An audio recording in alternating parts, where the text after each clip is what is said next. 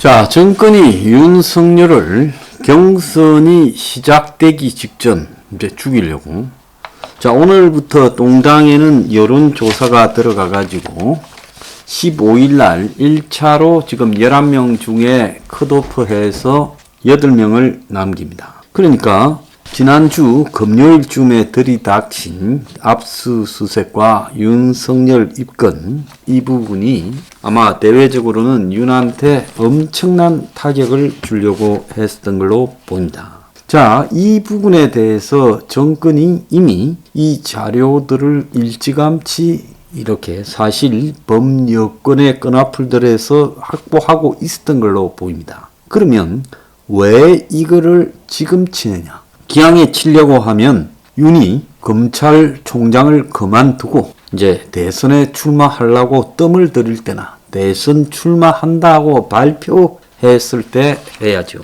그런데 이 경선 중에 대권 후보를 갖다가 입건하고 그 입건도 고발 후 나흘 만에 압수수색과 입건이 동시에 이루어지는 이런 일은 없었습니다. 더 가관인 것은 동당의 후보들 중에서 몇 명은, 그리고 당 대표라는 자는 이 일에 대해서 지극히 객관적인 입장을 유지해 왔다라는 겁니다. 그래서 그 객관적인 입장이라는 게 굉장히 웃기는 게, 이준석이가 이 사건에 대해서 발언하는 내용이 정말 가관입니다. 그래서 이 이준석이가 이전부터 제가 아마 문 쪽에서 작정을 해서 꼽았다고 저는 보고 있지만은, 윤과 김웅이 결백하다고 믿느냐라는 질문에 후보에 대해 당이 보정서는 행동을 하지 않는다. 후보도 당의 구성원이기 때문에 술차 절차 등에서 부당한 부분이 있으면 지적하고 방어할 필요가 있다. 홍준표가 후보 개인 문제에 당이 말려들어서는 안 된다고 지적한 건 어찌 보느냐는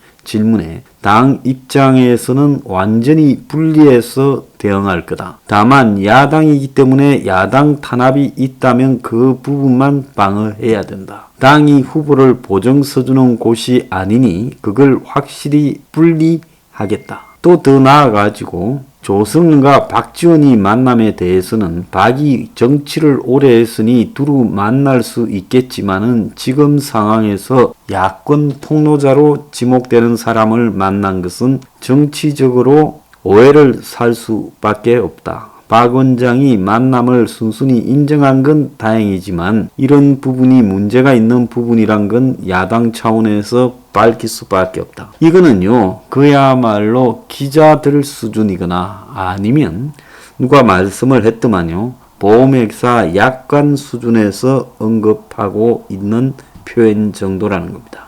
자, 일부 후보 또한 이 부분에 대해서 아주 웃기는 소리를 해서 그 여권에 박수를 치는 부분이 있었죠.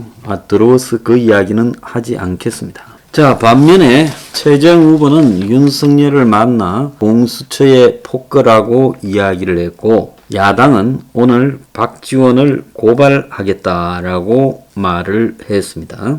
근데 고발도 이 동당의 당 이름이 아니라 그야말로 윤석열 캠프에서 국정농단이자 국기문란행위라면서 오늘 고발하겠다라고 했고, 공명선거 추진단장을 맡은 김재원이 국정원법 위반의 공범이다. 정치관여 금지를 한, 그리고 수석 대변인이 뒤늦게야 논평을 내고 이것은 박 원장의 정치 개입을 막겠다고 한 문가리의 뜻을 짓밟았고 중차대한 정보기관을 이끌 자질도 상실했다면서 문이 국정원 대선 개입과 관련해서 적극적으로 조치해 나가야 된다.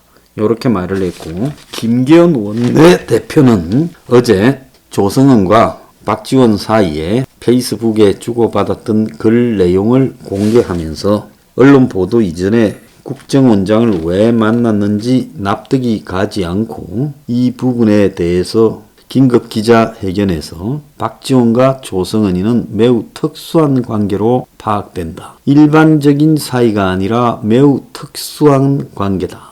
이렇게 말을 하면서 이처럼 두 사람의 관계는 일반적인 지인 관계가 아니라 매우 친밀하고 특수한 관계인 것을 알 수 있다. 자, 요렇게 언급을 했습니다. 장제원은 박지원을 고발하겠다라고 말을 했고요. 이 부분과 관련해서 오늘 유건일 칼럼에 조선일보에 늑대가 자기들을 안 잡아먹을 줄 아나. 자유민주주의냐 파시즘이냐 최후의 결전인데 좌파의 윤석열 죽이기에 자유주의 진영 정치인들 단결에 맞서 싸워야 된다. 그러면서 각자가 다 자기들은 안 잡아먹을 줄 알고 적점분열 각자 도생이다. 요렇게 말을 했습니다.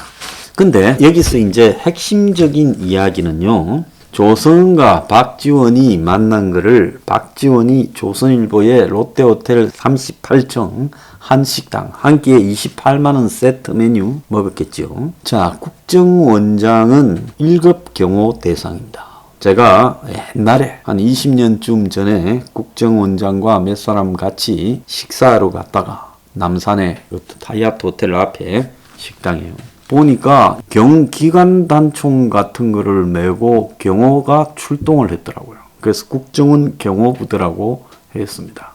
그래서 그런 자리에서 밥 먹고 싶지 않아서 저는 나가서 따로 먹겠다고 하고 나온 적이 있습니다. 그래서 국정원장은 움직일 때마다 대통령 다음으로 특별 경호를 받아요. 왜? 대북 관계와 또 테러 같은 부분을 대응하기는 책임자이기 때문에 국정원장은 특수 경호를 받습니다. 롯데호텔 38층에는 그 롯데호텔의 한식당과 일식당 두 개만 지금 남아있는 걸로 제가 알고 있고요. 별도 엘리베이터를 통해서 올라가고 아마 국정원장쯤 되면 별실로 이렇게 들어가게 될 겁니다. 자, 그때도 경호원들이 밖에 있었다고 조성은이 이야기를 하고 밥은 둘이만 먹었다 했죠. 그런데 여기서 이제 이 박지원이가 통화도 자주 하고 8월 11일 그 이후에도 만난 적이 있다고 시인을 했어요.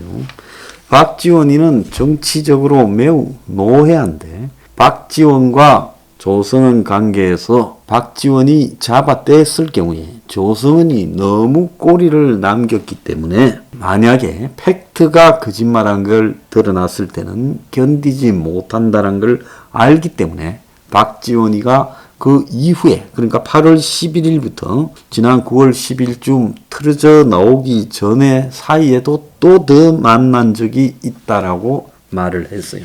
아마 이 두 사람은 국정원장이 되고 나서도 이렇게 만났다면 오늘 아침에 보면 조성은이가 박 원장하고의 친분을 빈번하게 거론했다라는 이야기가 계속 나오고 있습니다. 그래서 회사에서도 주로 고위층 실력자들하고의 관계를 직원들한테 너절하게 늘어놓고 들어줘야 되는 게 힘들었다는 퇴직 직원들의 내용들이 구인 사이트에 올라와 있어요. 그래서 조성은이가 지난 2월 지인을 만난 자리에서 박지원이 화제에 오르자 최근에 박지원의 초청을 받아 공간에 다녀왔다라고 말을 했고 또 당시 조성은은 공간이 상당히 넓었고 앞마당에는 잔디밭이 넓게 펼쳐져 있어서 멋있었다.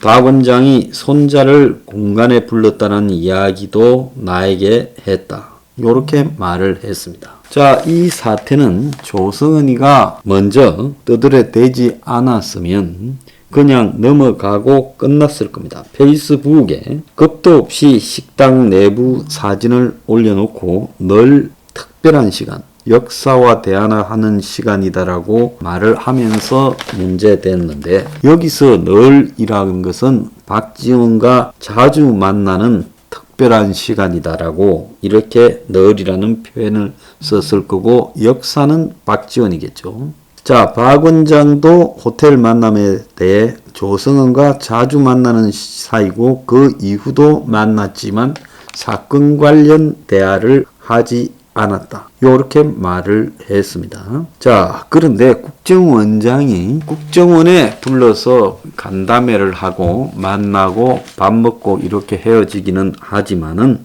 공간에 불러서 사람을 만나는 일은 제가 알기로는 별로 없는 걸로 알고 있습니다. 국정원장의 공간은 굉장히 보안이 중요한 부분이죠. 자, 조성은은 페이스북에 박지원과 별의별 이야기를 나눴는데 한간에는 조성은과 박지원의 이런 이야기를 보고 두 사람 사이가 논리적으로 설명이 불가능한 사이지 않는가 이런 이야기도 나오고 있습니다. 자, 그래서 여기서 핵심적으로 중요한 것은 이 조성은이가 조금 시원찮아 가지고요. 이 말을 갖다가 논리적으로 하거나 아주 객관적으로 하지 못한다는 겁니다. 그래서 어떤 시사평론가는 이 말을 어떻게 해석해야 되는가? 자, 여기서 이 말이라는 거는 조성은이가 어제 SBS의 뉴스에 출연을 해서 뉴스버스에서 의혹을 보도한 날짜와 기간 때문에 저에게 어떤 프레임 세우기 공격을 하는데 9월 2일이라는 보도 날짜는 박지원 원장님이나 제가 원했던 제가 배려받아서 상의했던 날짜는 아니거든요 라고 말을 했습니다. 그래서 조성은 스타일 자체가 치밀하지 못해 구멍이 곳곳에 있어 조성은발 사고가 이거로 끝날지 않을 것 같은 느낌이다. 이건 거의 자백 수준이 아닌가. 자, 이렇게 이야기를 하고 있습니다. 자, 그런데 이 내용이 한 30분 조성은하고 인터뷰를 했는데 SBS가 한 5분 정도를 유튜브 등에다가 올려놓고 방송에는 3분만 방송했는데 방송에는 빠져 있었고요. 자, 그러면서 유튜브에 들어있는 2분 안에 이 내용이 들어있다는 겁니다. 진행자가 왜 자꾸 질문을 드리느냐 하면 처음에는 이 인터넷 언론사 매체하고 얘기를 한 시점과 그 다음에 알려진 시점 그 사이에 만남이 있기 때문에 여러 추측들이 나오는 것 같아 라고 말하자 조성은이 저도 그런 부분이 의문이 될 수는 있다고 생각하는데요. 사실 이 부분이 굉장히 심각한 사건이라고 고발장을 열어보고 이제 이 내용들이 제가 손준성 씨, 손준성 보냄, 손준성이 검사일 수밖에 없겠구나 하는 의심스러운 내용도 있었고 굉장히 중요한 사건이라 생각했기 때문에 더 이상 접근을 하기가 사실 부끄럽지만 어렵다고 생각했고요. 날짜와 어떤 기간 때문에 저에게 자꾸 어떤 프레임 씌우기 공격을 하시는데 사실 이 9월 2일이라는 날짜는 우리 원장님이나 제가 원했던 거나 제가 배려받아서 상의한 날짜가 아니거든요 라고 말을 했습니다. 아주 결정적인 이야기를 했죠. 그러니까 이 말은 박지원과 조성은이 상의해서 보도를 하라라는 날짜가 있었는데 실제로 이 뉴스버스가 그 날짜가 아닌 다른 날짜에 보도를 해버렸다. 이렇게 해석될 수 있을 겁니다. 지난 금요일 날 저녁에 JTBC에 조성은이가 나와서 인터뷰를 한 것도 일부 이제 언론에 벌써 보도는 안 나왔지만 박지원과 조성은이 만남에 대해서 박지원 측에다가 확인이 들어간 시점일 겁니다. 그러니까 박지원이나 조성은 입장에서는 매우 당혹스러웠겠죠. 그러니까 그걸 물타기 하기 위해서 조성은이 JTBC에 나서서 인터뷰를 한 겁니다. 그런데 조성은이 인터뷰에서 뭐라고 했습니까? 자기가 제보하려고 한 게 아니라 사고가 났다라고 말한 것은 사정 공작 희생용이에요. 요렇게 말했다가 또 박지원이가 지가 원했던 날짜가 아니라고 또 SBS에서는 그렇게 말을 했습니다. 그러니까 이 조성은이란 여자가 치밀하지도 못하고 허술하고요. 그래서 이걸 동원해 가지고 이런 공작을 하다 보니까 여러 군데에서 사고가 났습니다. 그래서 지난 토요일 날 아침에까지 TV조선이 보도한 것과 몇몇 언론이 받아서 보도한 게 조그맣게 나왔고 토요일자 발행신문에는 그야말로 구석에 한 토막 정도 났다가 이 사건이 시중에 계속 확대되어 가니까 이제 언론들이 나름 이제 보도를 하기 시작한 겁니다.